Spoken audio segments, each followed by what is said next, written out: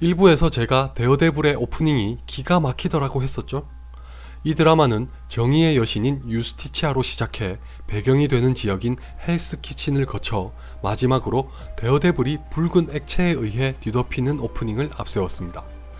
유스티치아는 다른 영화에도 종종 등장했고 주로 법원에서 볼 수 있었습니다.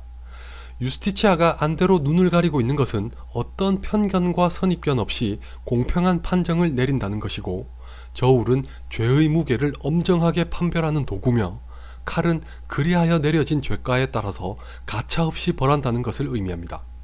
이것으로 보자면 오프닝은 곧 데어데블에게 요구되는 것이 무엇이며 그가 살고 있는 도시가 어떤 상태고, 여기에서 데어데블이 해야 하는 역할은 무엇인지를 은유적으로 전달하고 있는 것이었습니다. 아울러 밤에는 데어데블이 되어 악당들을 서슴없이 처단하는 맷 머독이 낮에는 법을 지키고 수호하는 변호사의 신분이라는 것도 매우 흥미롭습니다. 이걸 유스티치아와 연결해서 생각해보면 유스티치아가 상징하고 있는 법의 온전한 정의와 기능이 현실에서는 제대로 작동하지 않고 있습니다. 그런 현실에서 맷 머독은 이상적인 법과 현실적인 심판 사이에 놓인 줄을 타고 아슬아슬하게 현실적으로 정의를 구현하려는 셈입니다. 데어데블도 눈이 보이지 않으니 이를테면 데어데블은 이상 속에 존재하는 유스티치아의 현신이라고 할 수 있습니다. 그렇기 때문에 이 드라마는 선과 악의 본질, 그리고 필요악으로서의 폭력에 대해 끊임없이 질문하고 고민합니다.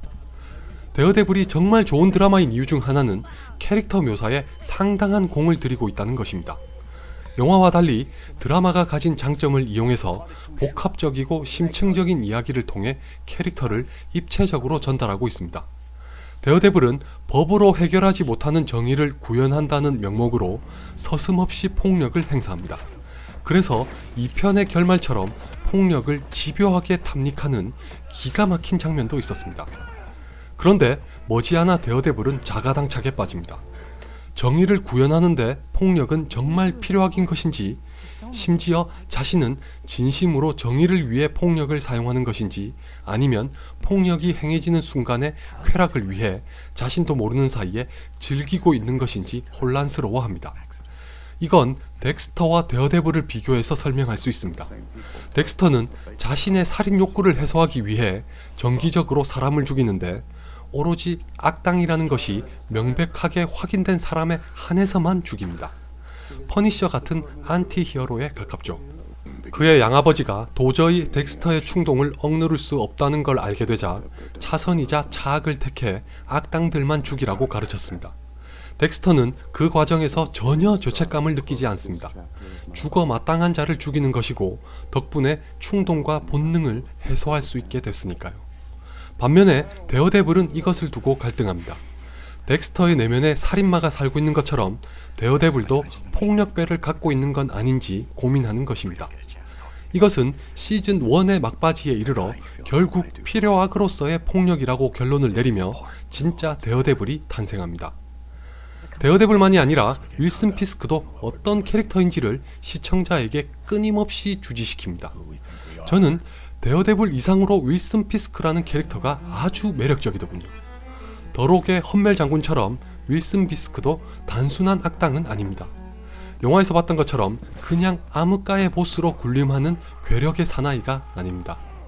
기자인 벤 유릭은 자신이 경험한 바에 따르면 세상에는 악당도 없고 영웅도 없다.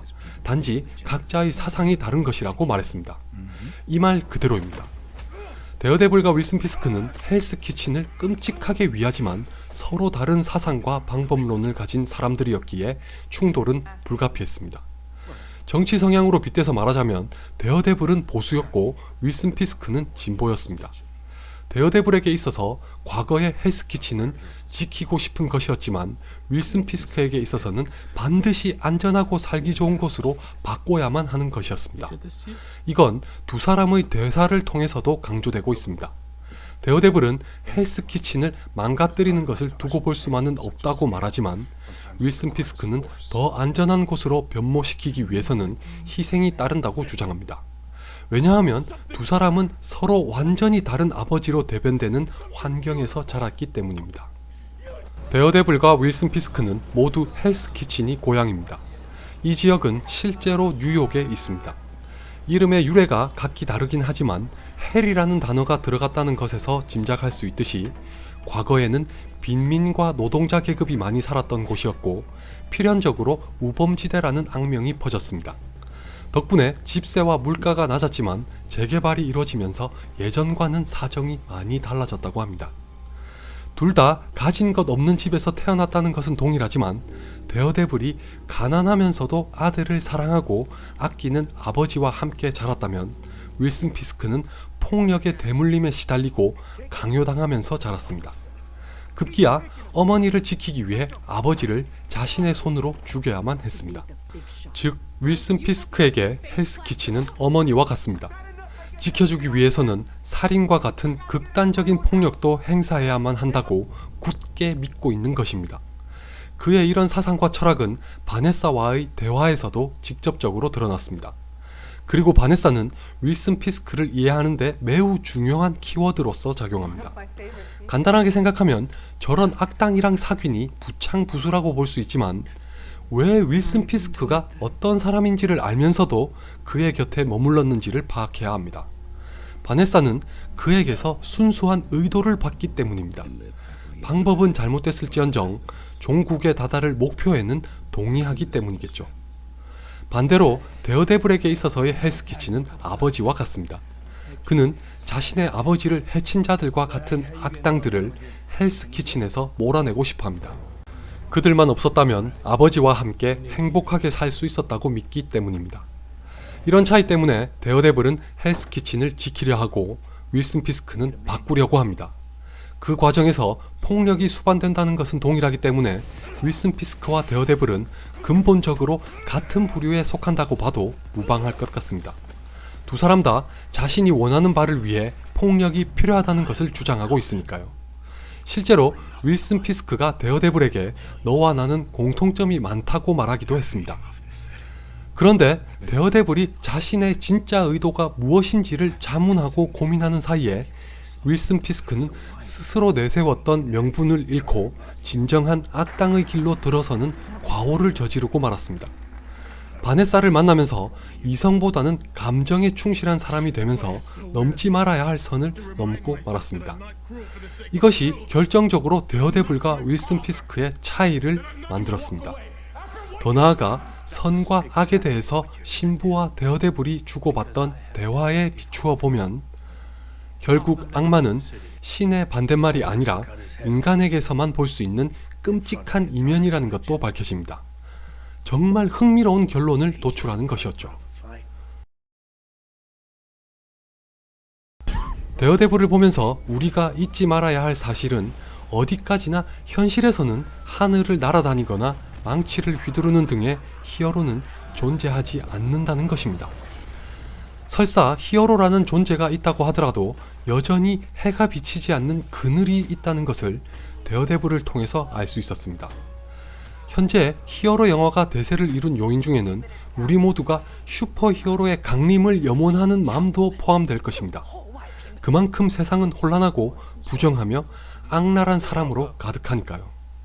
하지만 우리가 바라는 히어로는 존재하지 않는다는 사실을 많은 사람들은 외면하고 있습니다. 히어로가 나타나주기만을 바라고 뒤로 물러선 채로 욕이나 하고 있는 게 고작이죠. 이것을 두고 서태지는 일찌감치 교실이되아라는 노래에서 왜 바꾸지 않고 남이 바꾸길 바라고만 있는가라고 일침을 가했습니다. 얼마 전에 어떤 분께서는 왜 영웅 영화라고 하지 않고 히어로 영화라고 하시냐고 여쭈시더군요. 저는 슈퍼히어로와 히어로 영화가 단순히 언어로서의 영어가 아니라 하나의 고유명사가 됐다고 생각합니다. 현실에는 존재하지 않는 영웅을 가리키는 단어로서 말이죠. 이 맥락에서 볼 때 데어데블에는 히어로가 없습니다. 대신 현실 속에 있을 법하고 있어야 할 영웅은 있습니다. 데어데블부터가 그렇죠. 데어데블은 슈퍼히어로가 아닙니다. 특별한 능력은 있지만 어벤져스에 있는 블랙 위도우나 호크아이와 비교해도 한없이 약하게만 보입니다. 한 가지 예를 들어볼까요? 데어데블은 다른 히어로들과 달리 한낱 인간인 악당들과 싸우다가 2번이나 사경을 헤맸습니다. 죽기 일보 직전까지도 갔었죠. 그리고 유독 숨을 헐떡이는 장면이 많습니다. 감독은 왜 데어데블을 이렇게 묘사했을까요? 간단합니다. 그는 히어로가 아니라 영웅이고 인간이기 때문입니다. 그럼에도 불구하고 자신이 나고 자란 동네를 지키기 위해서 진짜 목숨을 걸고 싸웁니다. 어느 쪽이든 위험하고 현실로 이끌어내긴 어렵지만 어벤져스보다야 데어데블이 훨씬 더 현실적인 영웅이죠. 그렇다고 제가 지금 여러분에게 복면을 쓰고 밖으로 나가서 킥애스 흉내나 내며 악당들과 싸우란 얘기는 아닙니다. 사실 이 드라마의 진짜 영웅은 따로 있습니다. 바로 맷 머독의 주변 인물들입니다. 맷의 절친인 포기, 살해당하기 직전까지 갔던 캐런, 그리고 기자인 벤까지 모두 악당과 타협하거나 돈에 굴복하지 않았습니다. 다들 데어데블만큼이나 멋진 캐릭터입니다. 얘기가 나와서 말인데 캡틴 아메리카 윈터 솔저에도 이런 캐릭터가 하나 있었습니다. 히드라의 위협에도 불구하고 헬리 캐리어의 발사를 거부한 저 남자입니다. 캡틴 아메리카는 될 수 없어도 저런 사람은 될 수 있으니 우리가 진짜 워너비로 삼아야 할 것은 영화와 만화 따위에만 존재하는 히어로가 아니라 현실에 얼마든지 존재 가능한 영웅입니다. 마지막으로 다시 한번 강조하지만 우리에겐 초인적인 능력을 가진 히어로가 없습니다. 그 대신 집에서 쫓겨나게 생긴 불쌍한 할머니를 끝까지 변호해주던 포기와 캐런, 병약한 아내의 이해와 응원을 구하면서 악당을 고발하는 기사를 썼던 벤, 그리고 악당으로 오해를 받고 있던 데어데블의 위협에도 굴하지 않고 지원을 요청한 저 경찰 같은 영웅이 필요합니다. 비록 우리가 하늘을 날아다니거나 괴력을 발휘하는 히어로가 될 순 없지만 이런 현실적인 영웅들이 보여줬던 용기와 의지는 추구할 수 있습니다. 데어데블이라는 드라마에서 우리가 진짜 얻고 깨달아야 하는 것은 바로 이것이라고 생각합니다. 포기의 전 여자친구인 변호사는 악당들의 뒤를 봐주는 일을 도맡아 하던 대형 로펌에서 근무했습니다. 이 여자가 마음을 바꾸게 된 계기는 포기가 했던 단 한마디, 너에게도 영혼이 남아있던 시절이 있었다는 것이었습니다.